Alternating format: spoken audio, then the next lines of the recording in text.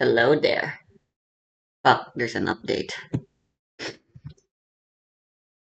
The electricity just came back.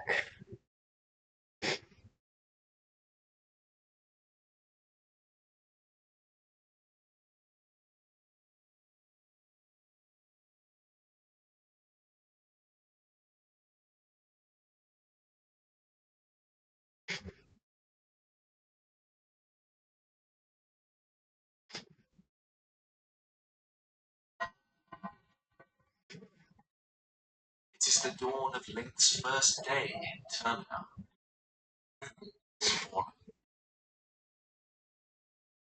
Preparations for the Carnival of Time are underway. Carpenters frantically hammer at scaffolding.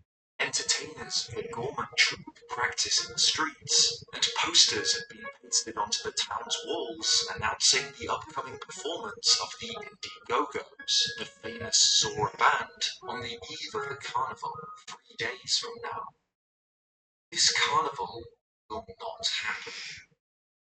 Moon will fall, and on the night of the third day, the world will end. A young boy, his face hidden behind a yellow mask, emerges from the laundry pool to the South Clocktown Square, deposits something, postbox there. Hours later, the postman picks up this letter and delivers it to the Stockpot Inn's receptionist, a woman named Angie. It's from her fiancé, a man named Cafe, though for some time now has been missing. The couple were set to be married during the carnival, as is tradition in Clocktown, but now there are no signs of Cafe, save for this mysterious letter. If Link visits Madame Aroma, the wife of the town's mayor, he can agree to play detective to find the missing Cafe, her son, thus beginning the Zelda series' greatest side quest, one which explores the painfully human lives of so many of Clocktown's residents, a tale that shows the true might of Link's ability to rewind time back to the dawn of the first day, and how the choices he makes during these 3 days drastically alter the course of these people's lives. This is the Anju and Cafe quest, a love story, the end of the world.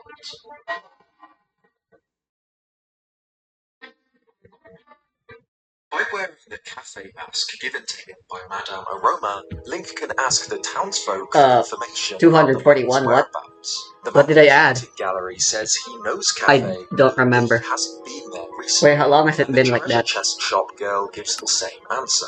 One of the carpenters threatens Link, Oh, demanding right. that he doesn't find I Cafe, put in so he Max's can have armory his back.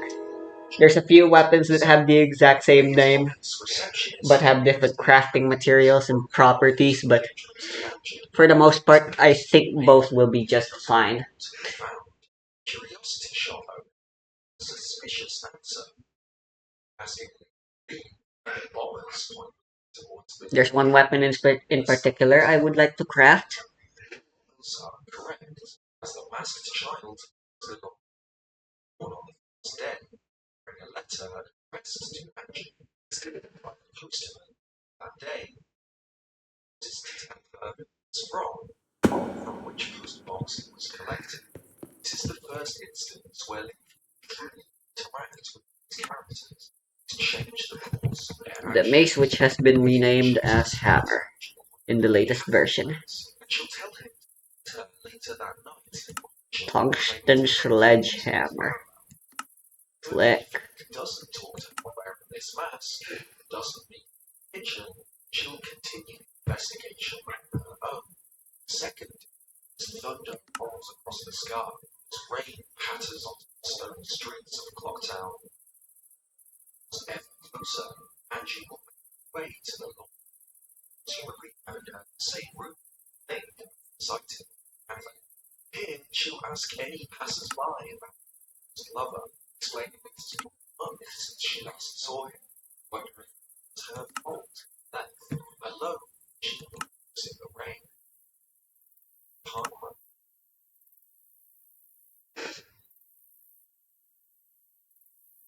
Only deals 4 damage. but it does ignore armor, which could be useful. However, it's as slow as the axe. She believes that Catherine might have run away then. Premier, the owner of the ranch, Andrew's best friend. That's Andrew knows if this is true. She thinks about Premier, the strength of a partner, business support his wife to run. She says You that can actually craft the hammer without any need for a crafting table due to its recipe.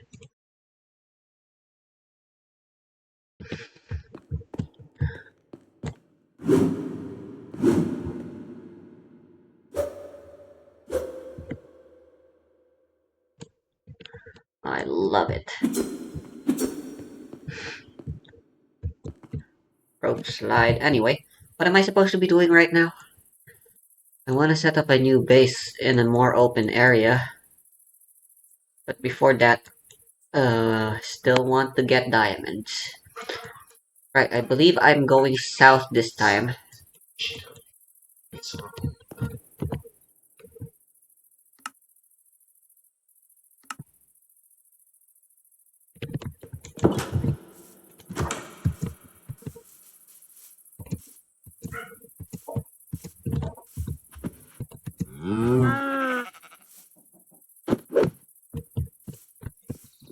Yeah, wow, if I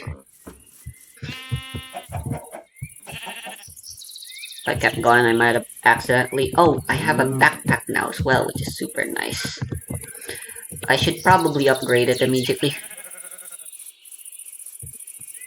We can save some iron if I craft it into a copper backpack first, but I don't see the need to do that. Oops, one too many. I like the new UI still. Quite a lot.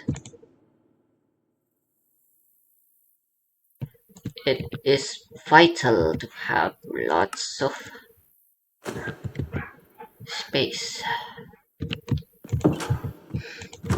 Oh, I just noticed there's like a little thingy for the slots. It's pretty slick. Right, I believe it should be summer now. It'd be nice to have a calendar.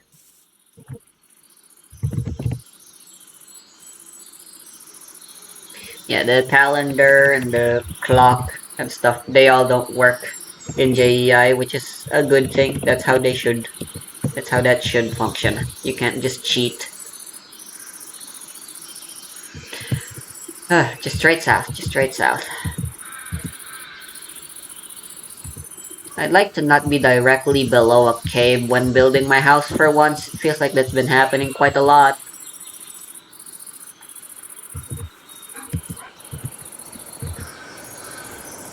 Hello there.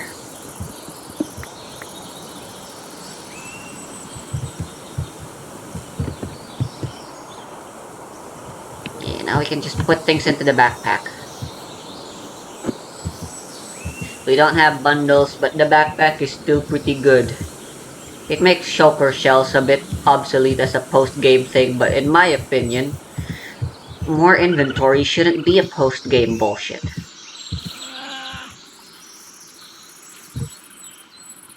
What are you exactly? So the spear from Max's armory is actually weaker than Dick's does. For one, I can't use my shield alongside it. I should probably loot this place. There's no diamonds there, but plenty of iron. Eh, can't be too bad. I'll save it for when I have a fortune pick, a silk touch pick. Diamond preferably.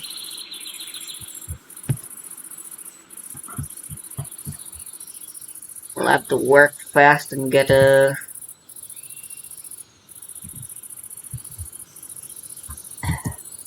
Heart of the Sea as well.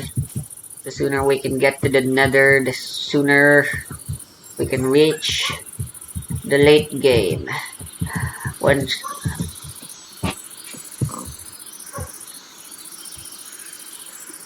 I mean, I guess the Nether is late game.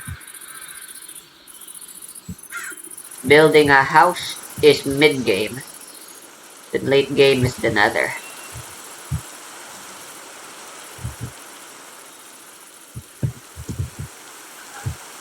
Fuck happened here?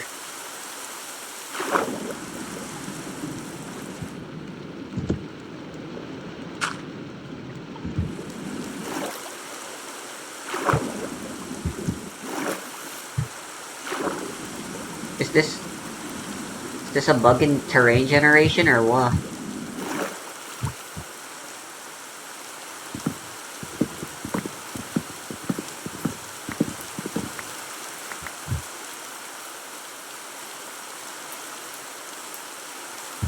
Okay.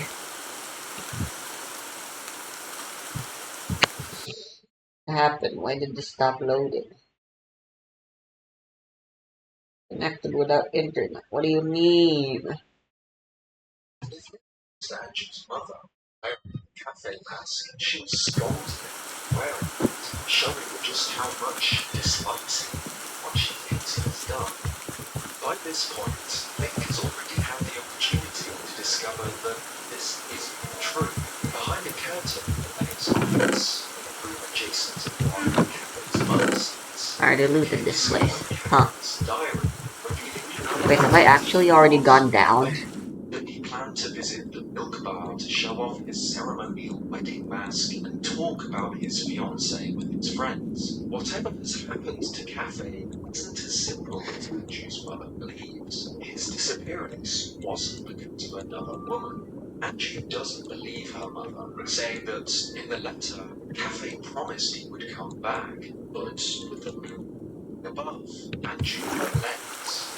It's complete. And this is what they do. Angie, her mother, and her grandmother take refuge at Romani Ranch on the final night. But they don't find Cafe there.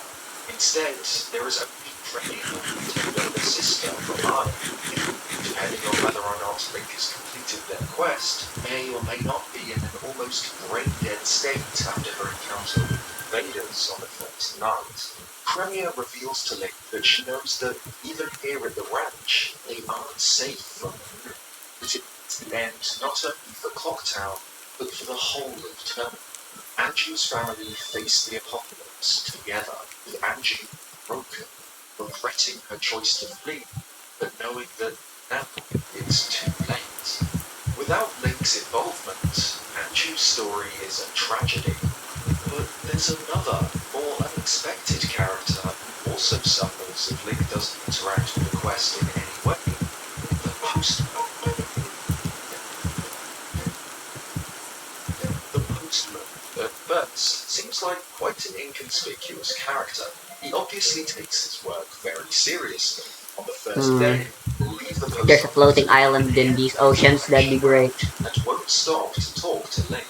If he's followed back to the post office, it becomes apparent just how much his schedule dictates his life. From noon till 1 p.m, he'll nap, because that's what his schedule tells him to do. He'll then head out in the afternoon to deliver the letter to Angie, before returning to training his timekeeping skills for the rest of the day. Seeing how seriously he takes his work explains his refusal to give away any information about where he picked up Cafe's letter. As Clocktown's postman, he likely knows more about these townsfolk and their business than anyone else, but his work is his highest priority. On the second day, if Link hasn't progressed with the Angela Cafe quest, the postman will carry out his collection rounds at 9 a.m. but finds that no letters have been posted, probably because the world is ending. The townsfolk are preparing to flee. Link can find him back at the post office, distraught. This is a real problem, as it leaves him unable to follow his scheduled delivery route later that afternoon.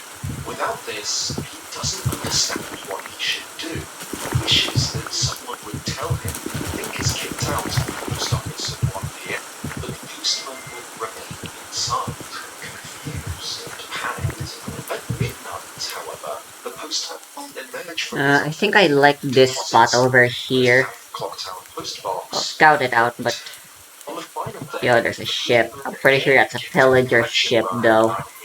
it only picks up one letter, the one No Red floating is now island in points sight. out postbox than before. If Link speaks to him after his return to his office, he'll admit that he wrote himself a letter he intends to deliver to himself later on, so that he doesn't have to break his schedule. During his delivery route on the final day, however, the postman will instead travel to each postbox and just touch it, perhaps saying farewell to the closest thing he has to friends. In the afternoon of the final day, Link finds the postman back in his office. Oh, there's a floating island over there. Utterly possessed by terror and panic. He says that he desperately wants to flee, to escape this doomed town of the falling moon. But he can't. It's not written on the schedule, his highest priority. After 6 p.m., there's a change in the post office. The postman has now opened the letter sent to himself, which now rests on the edge of his bed. It reads, "To myself, you've been doing a great job delivering the mail.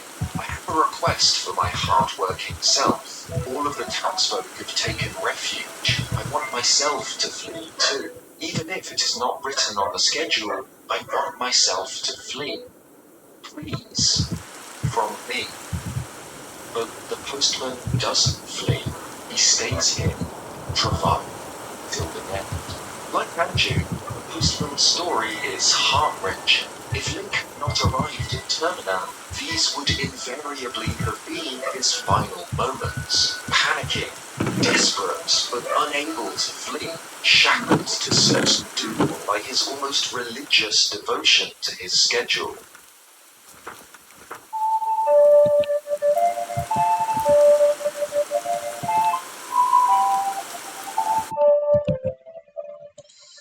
But Link did arrive in Termina. He's the master of this land's 3 final days, able to reset time and live them over and over again. He can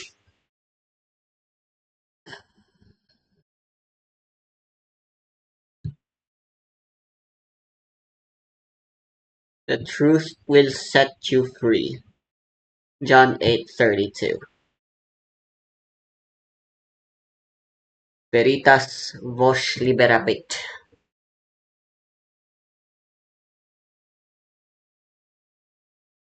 Okay.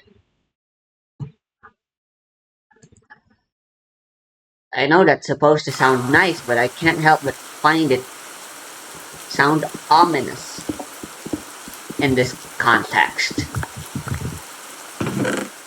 Yo!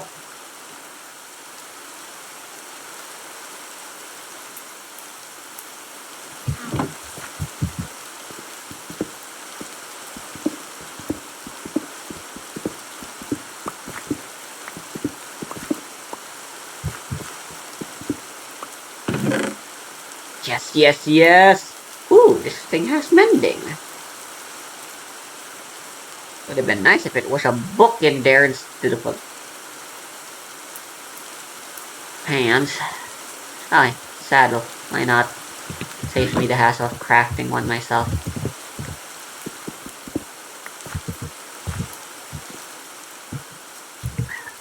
Alright, we've got 3 diamonds. That's perfect. Absolutely perfect. We already have an enchanting table, so we technically don't need any more than these 3.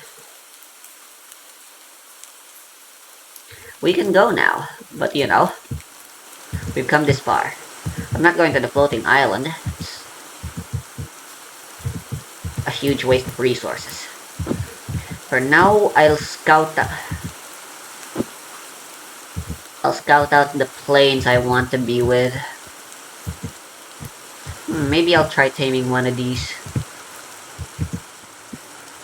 Ooh, you are a fast boy, or girl, or whatever pronouns you want to be called.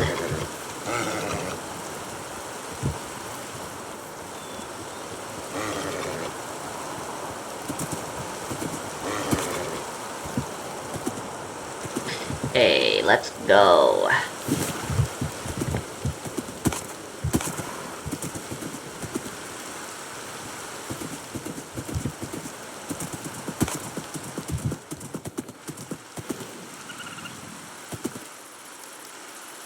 Oh, this isn't what I thought it was.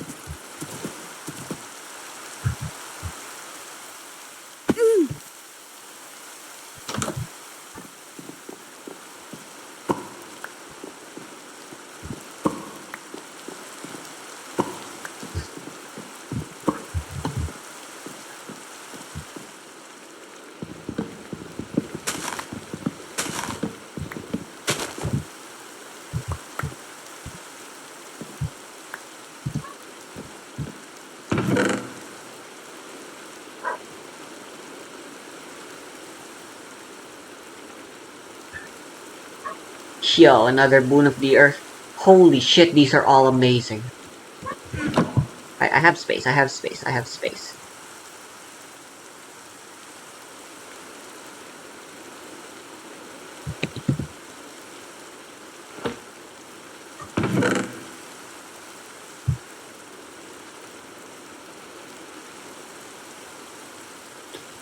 Ooh.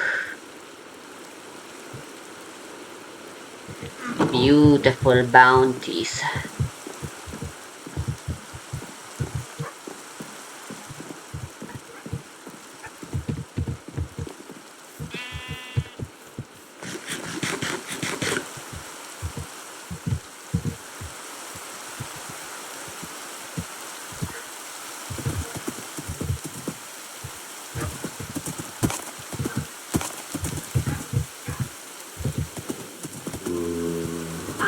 Yeah, that's just a zombie spawner inside there. I'm sure there's some loot too, but I ain't risking it.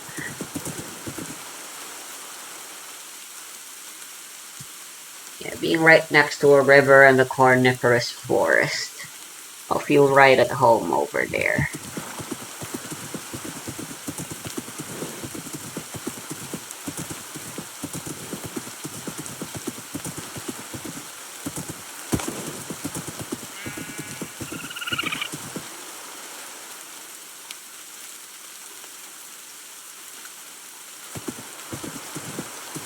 Oh,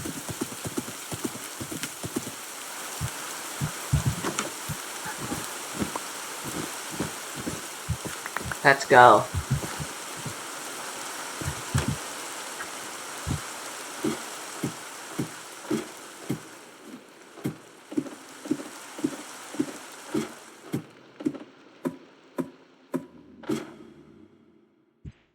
Yep, let's go.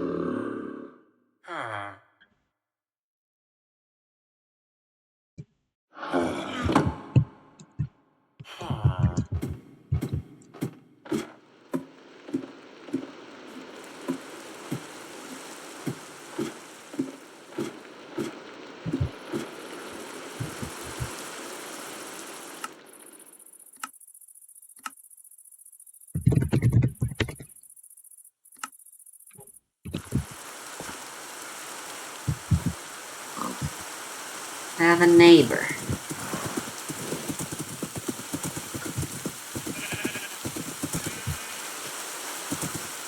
Yep, this place is perfect. I love it. It'll need some terraforming. But other than that,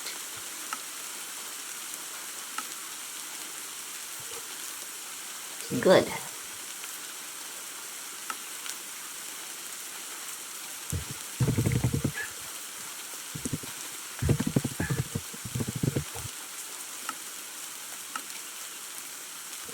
I'll mark this.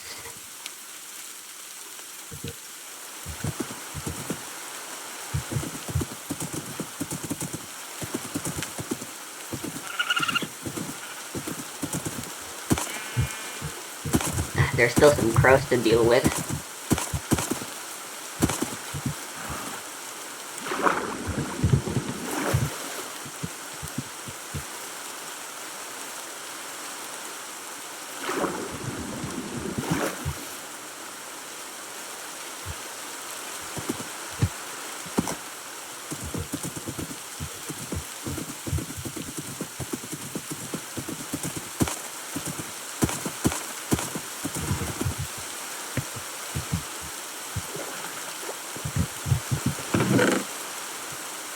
Yeah, I already opened this.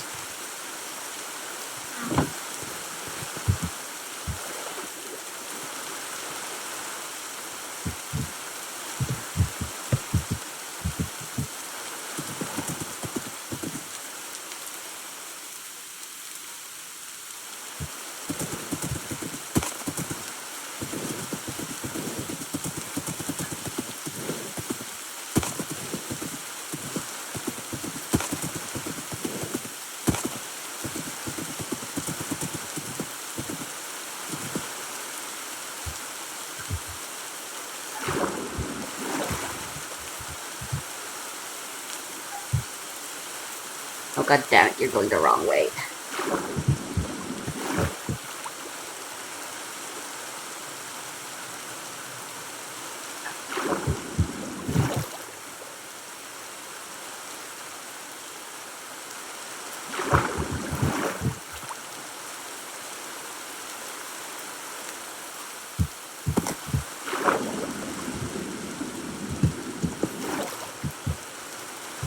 Oh, there you go.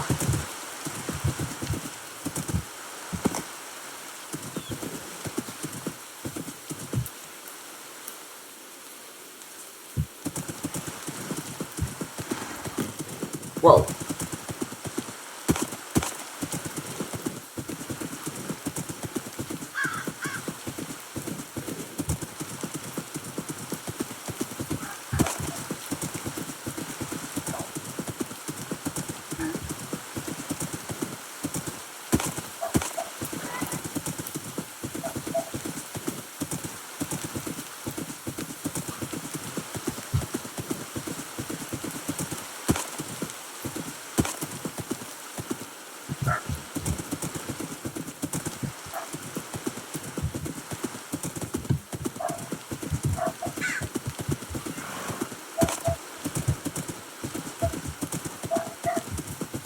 Hello there.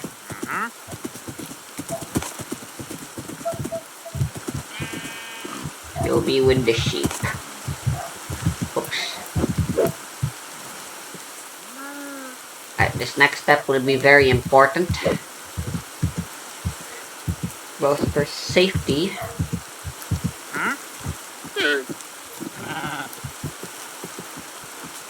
Holy moly. Now that's a sword.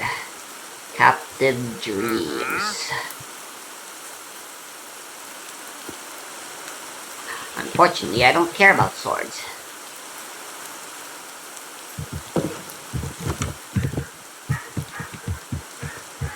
Unfortunately as well, though, they're kind of the only loot we'll ever really find.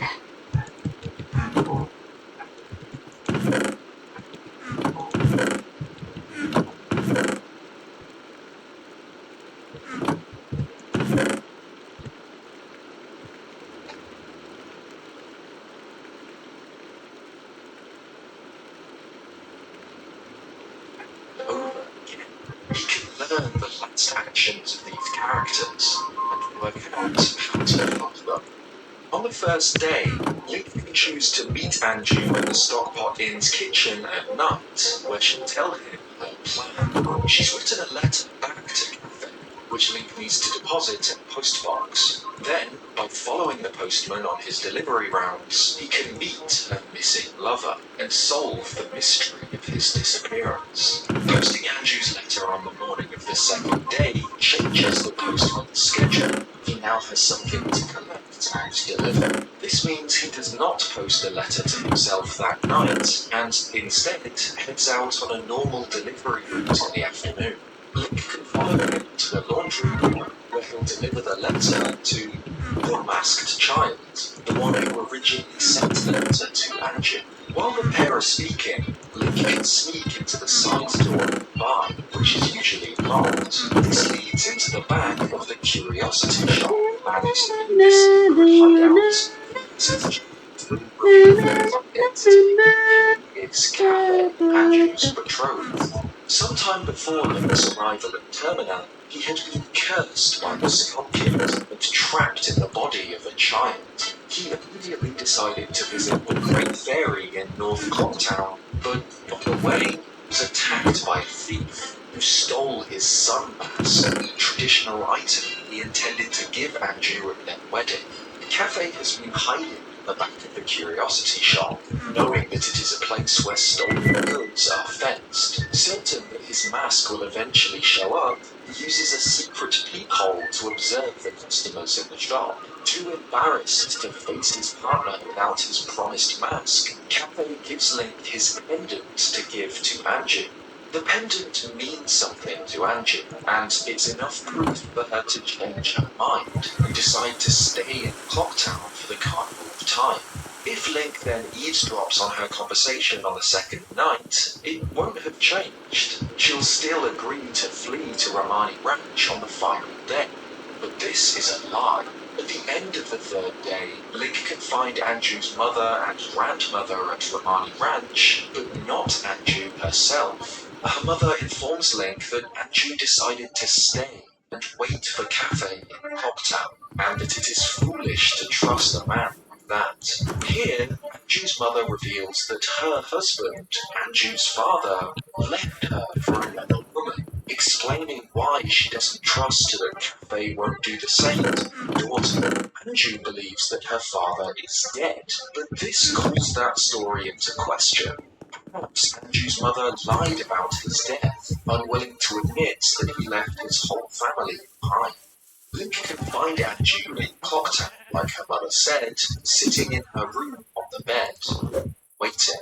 And if Link delivered the pendants to Anju, but did not help Cafe recover the stolen mask, then this is how Anju's life.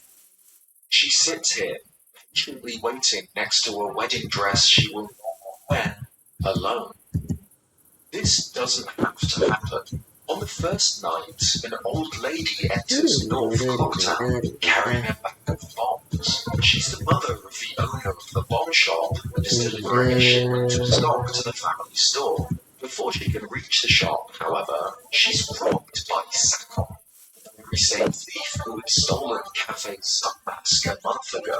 Link can choose to intervene, either by attacking Sakon with his sword, retrieving the bombs and gaining the blast mask as a reward from the old lady, or by attacking Sakon with any other weapon, detonating the bombs and killing the thief on the spot. What the fuck? Link can also choose to allow Sakon to get away with it, either by standing by as he robs her, or by just not being present in North Clocktown the first night at all. This results in the thief arriving at the curiosity shop on the second night to sell his ill-gotten goods. The curiosity shop owner decides to severely maul him for the stolen bombs, and Sakon is forced to settle for far less money than he originally hoped for. The shop owner knows that Cafe is using his shop as a hideout, and perhaps knows that this is the same thief who robbed Cafe.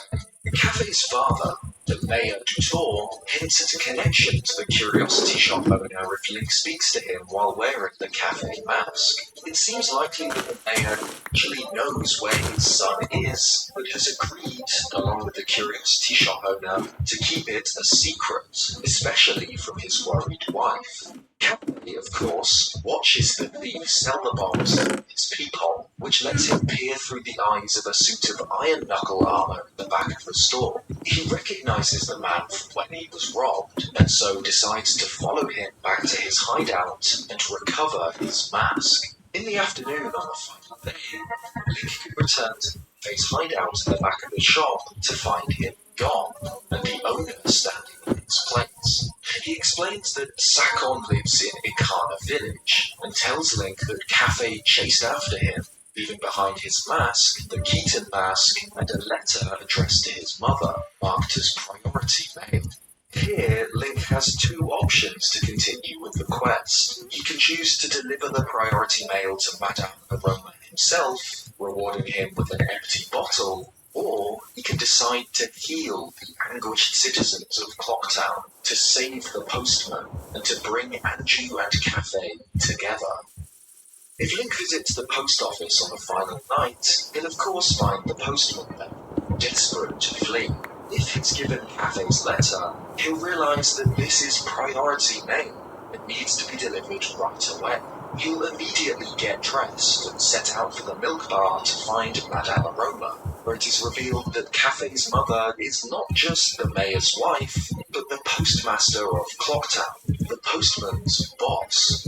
Madame Aroma tries, in vain, to explain the reality of the situation, that the world will end tonight. But the postman says that he cannot flee, as tomorrow's deliveries are still on the schedule. After she accepts the letter from her son, the postmaster orders the postman to flee Clocktown, overruling the schedule.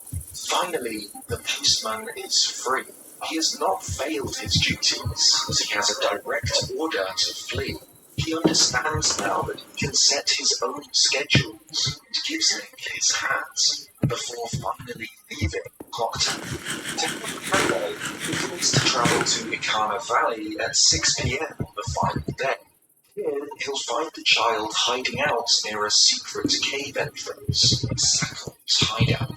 With only hours till the moon falls, Link and Cafe can storm the thief's lair together, manipulating a series Do I of have a lead? switches I and can defeating probably the just make enemies one. within to circumvent Sakon's security measures. If they take too long, however, the sun's mask is lost, and the exits are sealed off, trapping Cafe inside. In this event, Tattle tells Link to leave him, that he can save himself with the Song of Soaring, but that there is no way to help Cafe.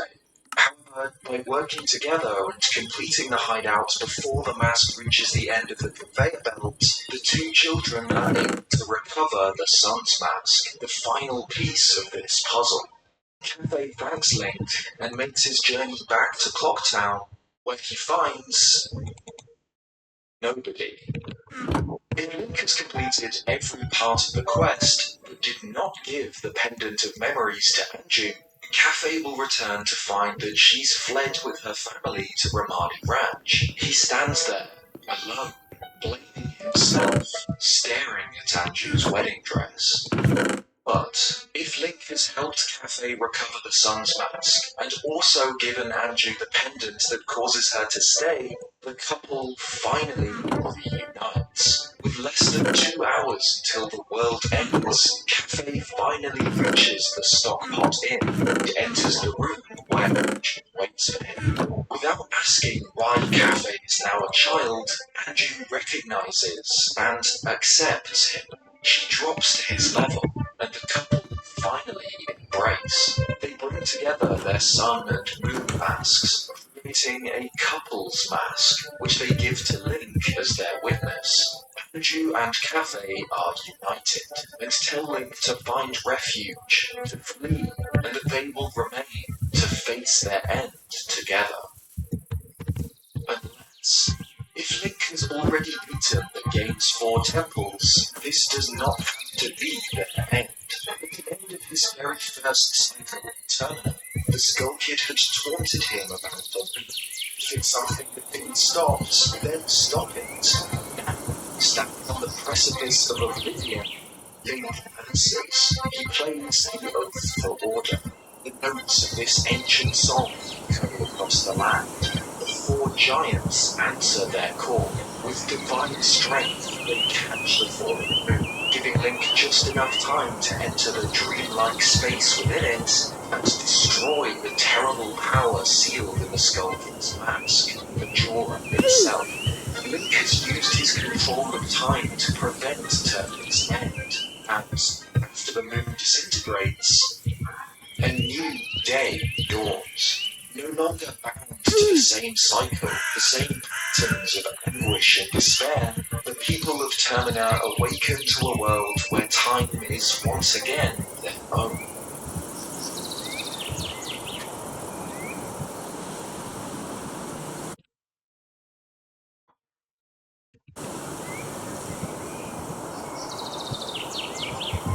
It is the dawn of Link's 4th day in Termina, and the moon is gone.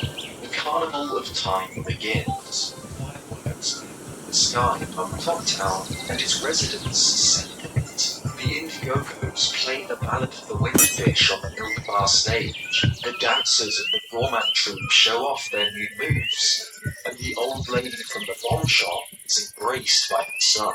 If Link has obtained the postman's hat, then the postman himself returns, shown running back, alive and happy. And finally, if Link has reunited Anju and Cafe and obtained the couple's mask, the pair are finally wed. They are oblivious to the countless cycles in which they suffered apart. The loop is broken. The timeline continues from here. The couple united.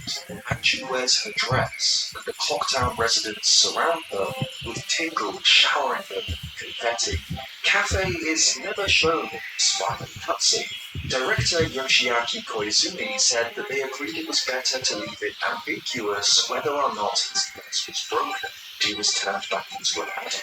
However, this shot appears to be from Cafe's point of view, perhaps implying that he did indeed return to normal. Regardless, this additional scene shows the end of Zelda's greatest side quest, Anju and Cafe. Of all the Zelda series' many side quests, the story of Anju and Cafe stands as, by far, the most involved, emotional, and memorable. Although it's separate from the game's main story, except for providing masks required for Link to unlock the Fierce Deity's mask, it's an integral part of Majora's Mask, to the point where I wouldn't consider the game to be complete without it.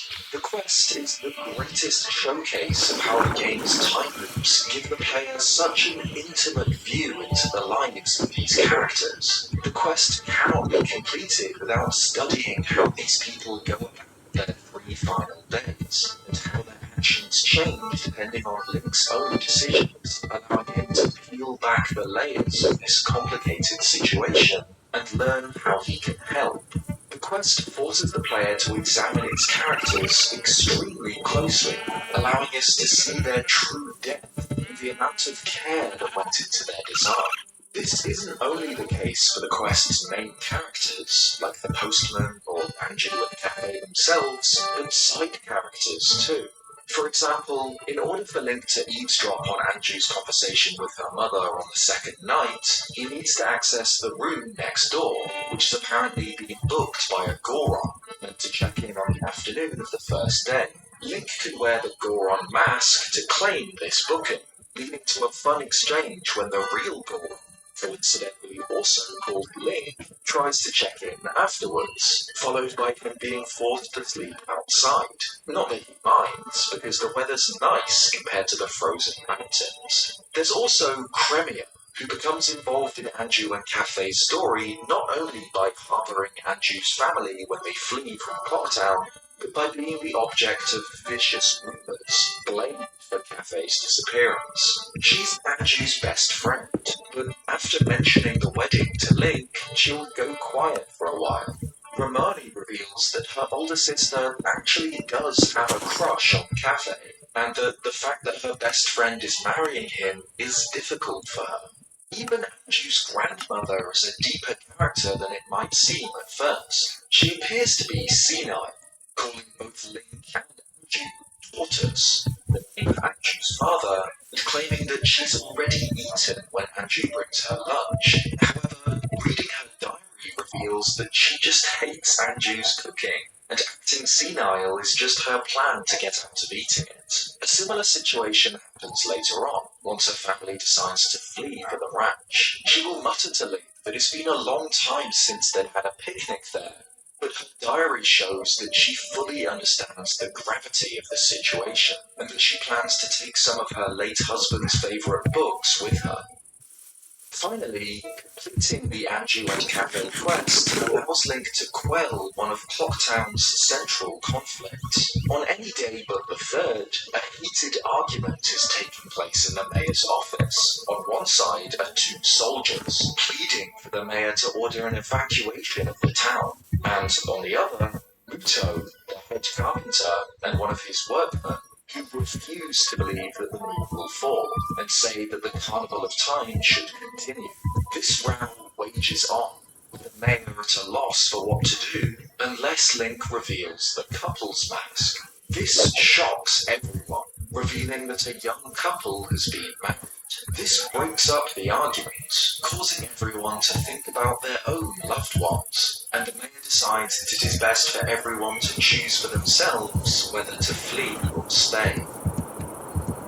The development of the Anju and Cafe quest is an interesting story in itself. Shortly after work had concluded on Ocarina of Time, Majora's Mask's director, Eiji Aonuma, attended a staff member's wedding alongside Yoshiaki Koizumi. They were discussing ideas for the kinds of events they could include in the game. and noted that they'd never really seen weddings depicted in these sorts of games before. And at the same time as this staff member's wedding, North Korea was performing a missile test, giving the event a strange feeling that they were at a wedding, celebrating the love of a young couple, while missiles might rain down at any moment. Aonuma and Koizumi decided that this feeling could make for an effective to have a couple wed while the moon falls from the sky. This coincided with a previous decision to age up the themes of the game when compared to its predecessor. While Ocarina of Time's most involved side quest was I think I like this area a little more. It's a lot more open. It'll be easier to set up shop. There'll be less terraforming needed.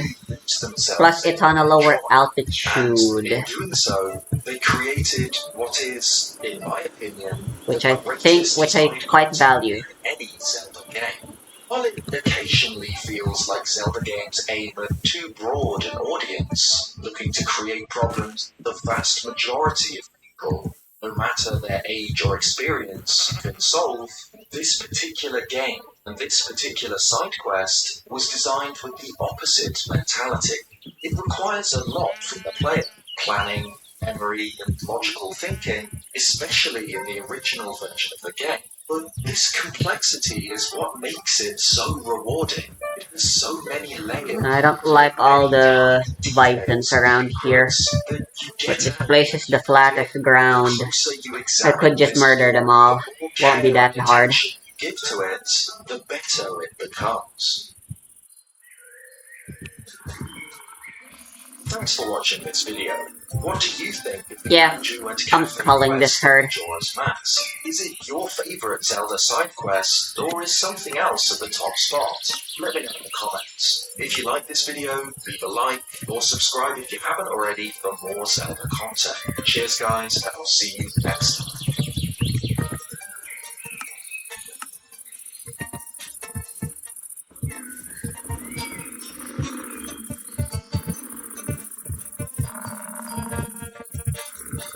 This might be stupid, but I'm gonna call him right now.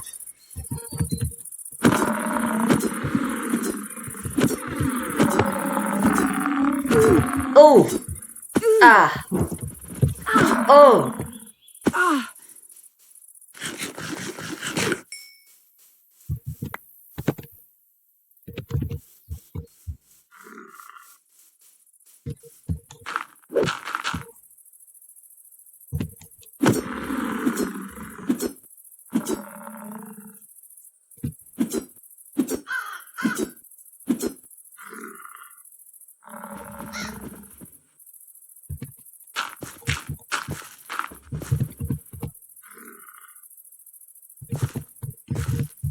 Oh, how I hate it when they're smart.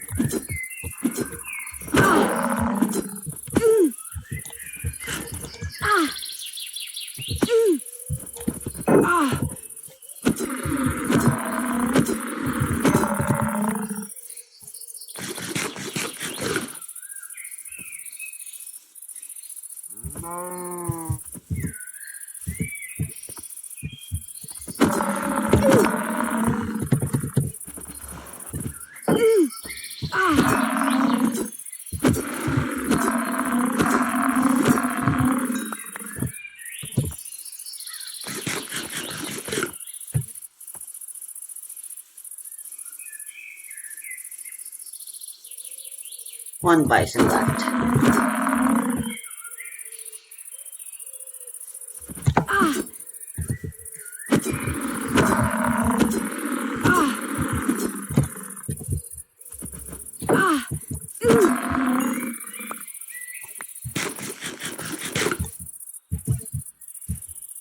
Never mind, there's still two more.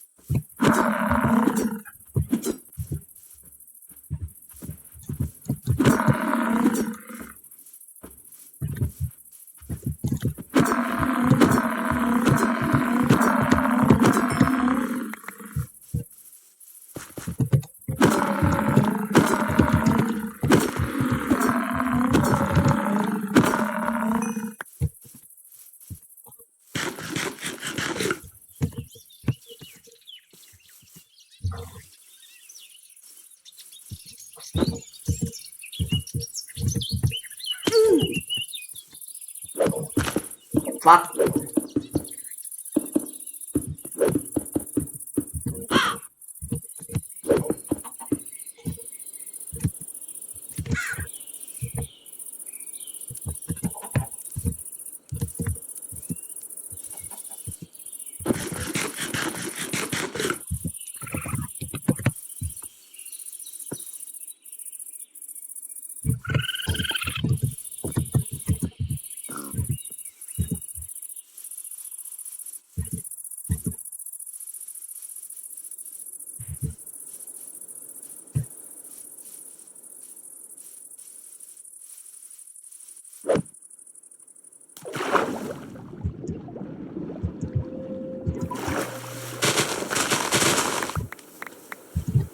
Oh, the rope slide's supposed to be ambient horror.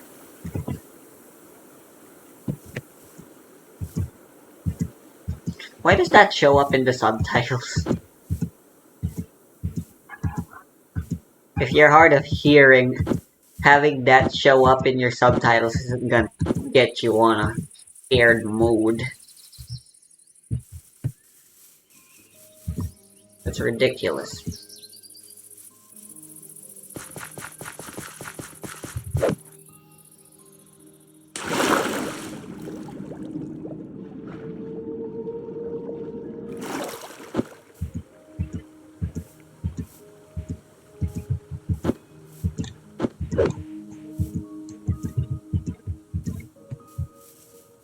Feels like it's been a while since the Minecraft music played.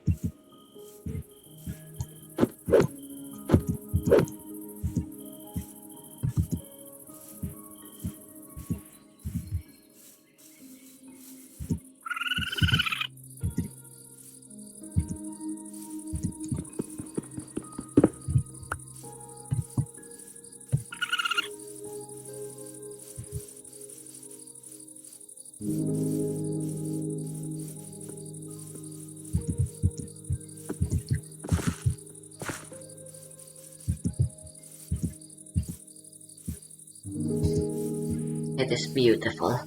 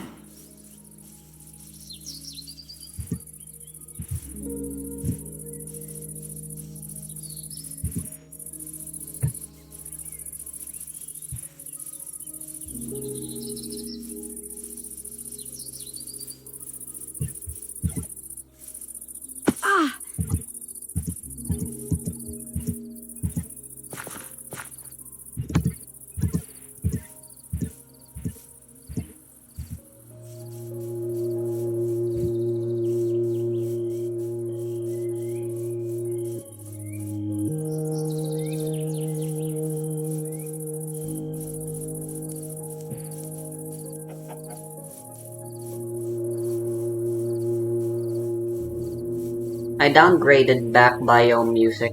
I think it's working.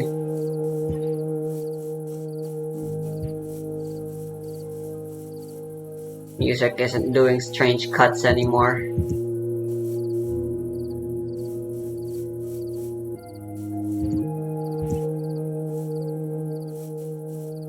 Here should be fine enough.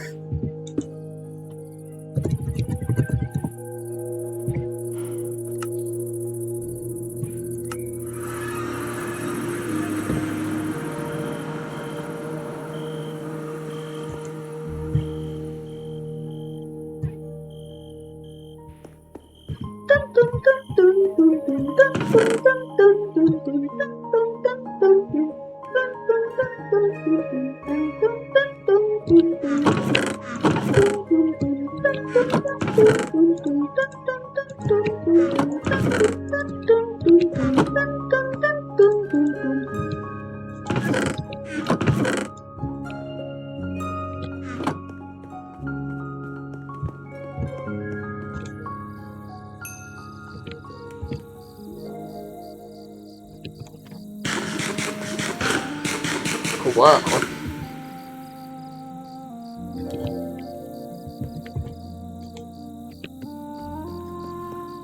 Talk about good food. Maybe I should have. Nah, they're hard to kill.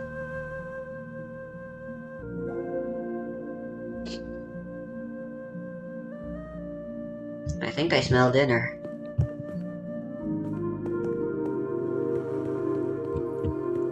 Alright, we're gonna need lots of materials.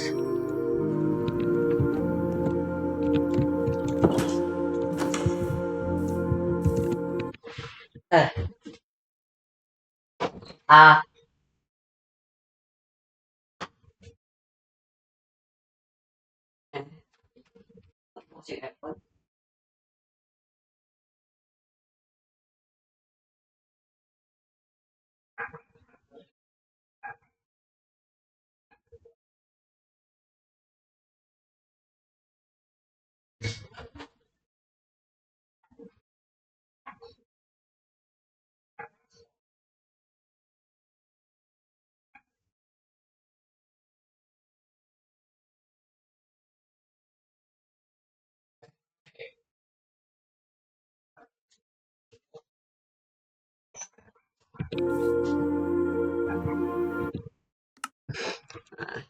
Little sad I have to cut the music short.